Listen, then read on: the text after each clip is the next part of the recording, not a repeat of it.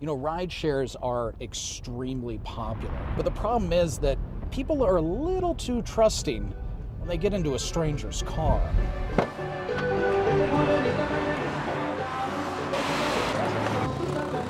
Downtown Omaha, Saturday night. The Capital District. Yeah! Big crowds mean big money for rideshare drivers. I don't think she's impure. I've seen just about everything you can imagine. Oh, that's just her phone. Oh my God. For more than 2 years, Steve, known as the rideshare dude, has picked up close to 11,000 fares. He invited our cameras to get a glimpse into a typical weekend. You never know who's going to get in that seat next to you. Not for entertainment, but to show mistakes riders make all too often. Are you for Taylor? No, Who are you for? I can't tell you that. You're not for Taylor? No. I let her open the door, and she asked if I was here for her. Oh, you're breaking my heart right now. You're not an Orange Giants Charger for Taylor. No. All I would have had to do is say yes, and she would have gotten in my car. She was probably so intoxicated that she couldn't judge the difference between an SUV and a Charger. Steve says that's the problem. People aren't paying attention, not even questioning before getting into a stranger's car.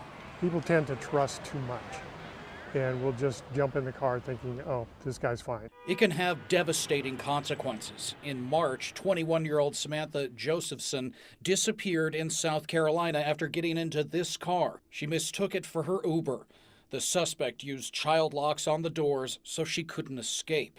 Her body was found just a day later. And that brought me to the questions that are asked and what happens with me before people get into my car. Also in March in Maryland, a woman is attacked by a man who claimed to be her rideshare driver. He follows her into her apartment building, attacks her in the elevator, demanding cash. He got into her apartment, stole some stuff, and took off. It turns out he wasn't a rideshare driver.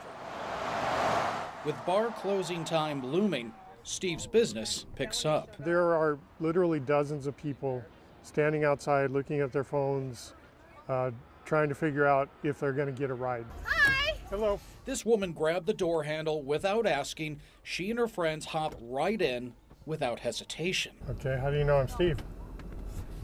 What's your name and date of birth? Nobody asked me. The last things that can get them into a dangerous situation, like, are you Steve? Well, any guy could pull up in a car and say, yeah, I'm Steve, get in. Steve gets the word out, the do's and don'ts. So what did you check before you got in my car? I checked the color of your vehicle and the make and model of your vehicle. And your name before I got in.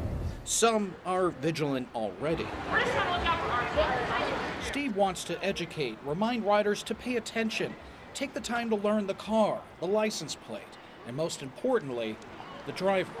All it takes is one question. What's your name? It's so simple. That's what goes through my mind. There's only one person that's going to say Steve, and that's me.